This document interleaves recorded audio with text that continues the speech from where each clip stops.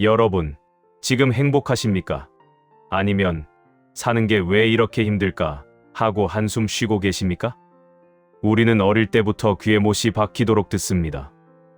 꿈을 가져라. 노력하면 성공한다. 긍정적으로 생각하면 행복해진다. 그래서 우리는 쉼 없이 달립니다. 좋은 대학, 좋은 직장, 더 넓은 집, 더 많은 연봉. 하지만 이상하지 않으신가요? 그토록 원하던 목표를 이루고 나면 그 행복은 도대체 며칠이나 가던가요?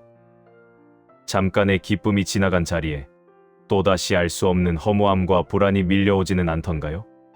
오늘 우리는 인류 역사상 가장 비관적이었지만 동시에 가장 현실적인 위로를 건네는 한 철학자를 만나보려 합니다.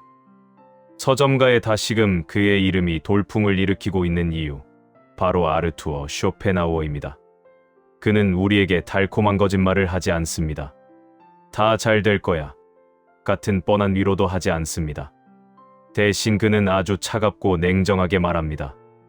인생은 원래 고통이다. 행복은 잠깐의 꿈일 뿐이고 고통이 현실이다. 듣기만 해도 우울해지시나요? 하지만 끝까지 들어보십시오.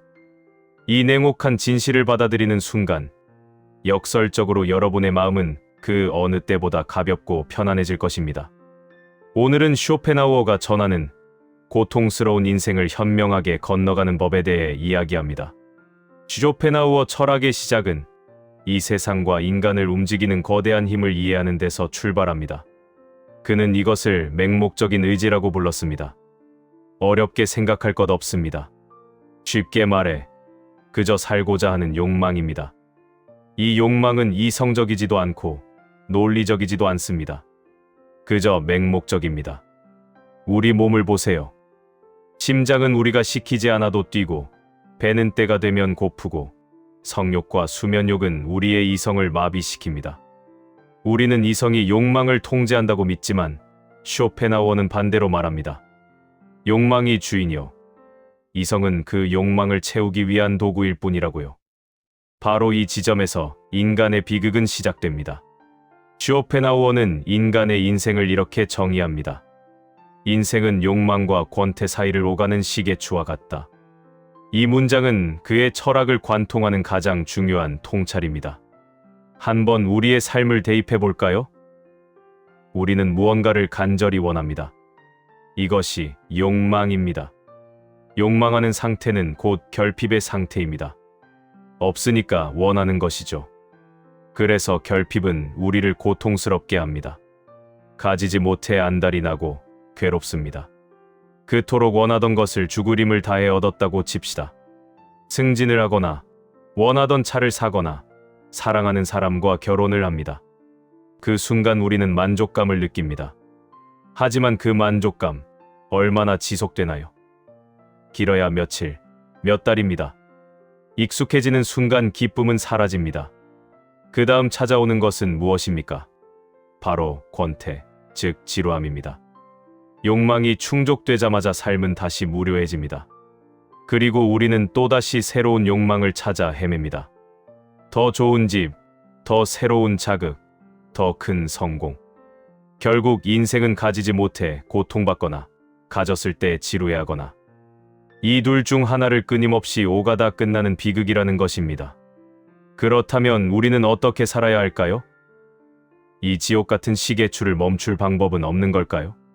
쇼펜하우어는 이 고통의 굴레에서 벗어나는 첫 번째 방법으로 행복에 대한 정의를 바꾸라고 조언합니다. 우리는 흔히 행복을 플러스의 개념으로 생각합니다. 기분 좋은 일이 생기고 쾌락이 넘치는 상태를 행복이라고 믿죠. 하지만 쇼펜하우어에게 행복은 철저히 마이너스의 개념입니다. 행복은 쾌락의 존재가 아니라 고통의 부재입니다. 생각해 보십시오. 우리는 건강할 때는 내 몸이 건강하다는 사실을 전혀 의식하지 못합니다.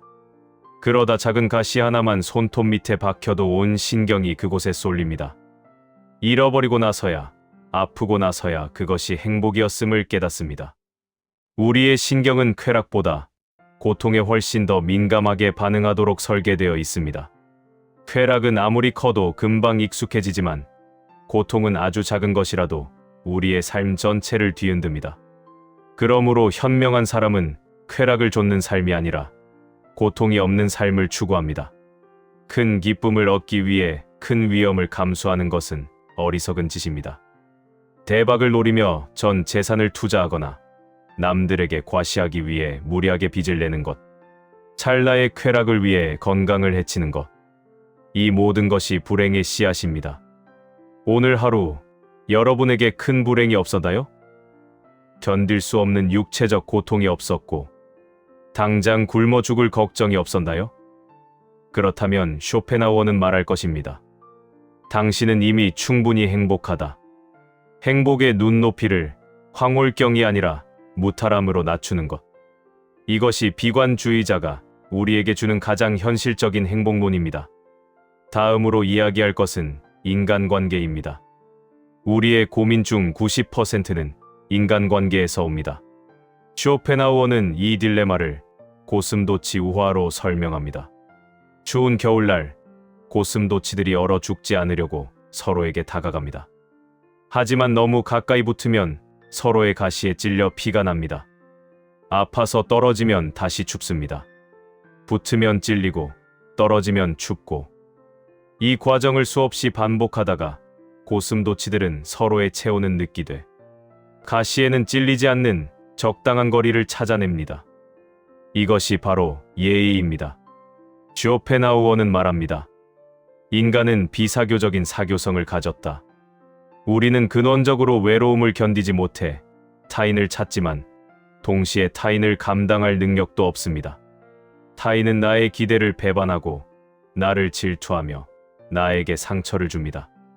그래서 쇼펜하우어는 인간관계에 너무 큰 기대를 걸지 말라고 합니다. 친구가 배신했다고 슬퍼하지 마십시오. 연인이 내 마음을 몰라준다고 분노하지 마십시오. 인간은 원래 이기적인 존재이며 그들도 자신의 가시 때문에 괴로워하는 또 다른 고슴도치일 뿐입니다. 특히 쇼펜하우어는 남에게 너 자신을 너무 많이 보여주지 마라고 경고합니다. 당신의 비밀, 당신의 약점, 심지어 당신의 행복까지도 감추라고 말합니다. 당신의 불행은 남들에게 가십거리가 되고 당신의 행복은 남들의 질투를 부릅니다. 조금은 냉소적으로 들릴지 모르지만 그는 타인에게 관대하되 전적으로 신뢰하지는 않는 정중한 무관심을 갖추라고 조언합니다. 적당한 거리를 두는 것, 그것이 나와 타인 모두를 보호하는 길입니다. 그렇다면 인간관계에서 멀어져 우리는 어디로 가야 할까요? 쇼펜하우어는 고독으로 들어가라고 말합니다. 그는 탁월한 사람일수록 고독을 사랑한다고 단언합니다. 현대 사회에서 혼자 밥을 먹거나 혼자 시간을 보내는 것을 처량하게 보는 시선이 있습니다. 하지만 쇼펜하우어에게 고독은 정신적 귀족만이 누릴 수 있는 특권입니다. 속이 텅 빈 사람일수록 혼자 있는 시간을 견디지 못합니다. 내면에 가진 것이 없기에 끊임없이 외부에서 자극을 찾습니다. 사람을 만나 떠들거나 오락에 빠지거나 유행을 쫓아다닙니다. 그들은 자신으로부터 도망치고 있는 것입니다. 반면 내면이 풍요로운 사람은 타인에게 구걸하지 않습니다. 혼자 있는 시간에 사색하고 책을 읽고 예술을 즐기며 자기 자신과 대화합니다.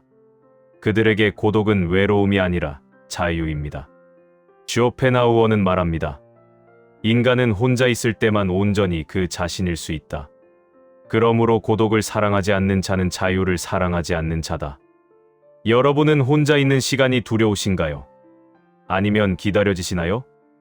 만약 혼자 있는 시간이 편안하다면 당신은 이미 내면이 단단한 사람입니다. 행복의 원천이 내 안에 있기 때문에 세상이 무너져도 당신은 쉽게 무너지지 않을 것입니다. 이제 조금 더 실천적인 이야기로 넘어가 보겠습니다. 고통스러운 인생을 덜 아프게 살아가기 위한 쇼펜하우어의 처세술입니다. 첫째, 질투라는 감정을 경계하십시오. 질투는 인간의 가장 자연스러운 감정이지만 동시에 가장 파괴적인 감정입니다. 질투는 나를 불행하게 만들 뿐만 아니라 남을 해치고 싶게 만듭니다. 질투를 없애는 유일한 방법은 비교를 멈추는 것입니다. 나보다 잘난 사람을 보며 괴로워하는 대신 나보다 불행한 처지에 있는 사람들을 생각하십시오. 이것은 비열한 위안이 아닙니다. 내가 가진 것이 당연한 것이 아님을 깨닫고 감사하기 위함입니다. 둘째, 체념의 기술을 배우십시오. 여기서 체념은 포기가 아닙니다. 내 뜻대로 되지 않는 세상의 이치를 인정하는 수용입니다. 우리는 종종 과거를 후회하거나 미래를 걱정하느라 현재를 망칩니다. 그때 그 주식을 샀더라면 나중에 늙어서 병들면 어떡하지? 쇼펜하우어는 말합니다. 과거는 이미 지나갔고 미래는 아직 오지 않았다. 우리에게 확실한 것은 오직 이 순간, 현재뿐이다. 이미 벌어진 일에 대해 그렇지 않았을 수도 있었는데 라고 생각하는 것만큼 자신을 괴롭히는 일은 없습니다. 일어난 일은 일어날 수밖에 없었던 일이다 라고 생각하십시오. 그것이 운명이든 우연이든 필연성을 인정하고 받아들이는 순간 마음의 지옥에서 벗어날 수 있습니다. 마지막으로 쇼펜하우어는 우리에게 예술과 동정심이라는 두 가지 진통제를 처방합니다. 이 맹목적인 생존 본능, 욕망의 쳇바퀴를 잠시나마 멈추게 하는 것이 바로 예술입니다.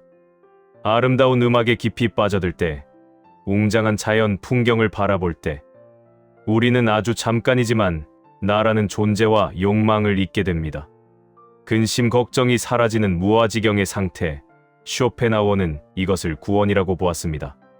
그러니 삶이 힘들 땐 논리적으로 따지기보다 좋은 음악을 듣거나 아름다운 것을 보십시오. 그리고 동정심입니다. 나와 타인이 본질적으로 다르지 않음을 깨닫는 것입니다. 저 사람도 나처럼 욕망 때문에 괴로워하는 존재구나. 저 사람도 늙고 병들어 죽어가겠구나. 이 사실을 깊이 이해할 때 미움 대신 연민이 생겨납니다. 타인의 고통을 나의 고통처럼 느끼는 순간 우리는 이기적인 본능을 넘어설 수 있습니다. 이야기를 마치며 다시 처음의 질문으로 돌아가 봅니다. 인생은 왜 고통스러울까요? 쇼펜하우어는 답합니다.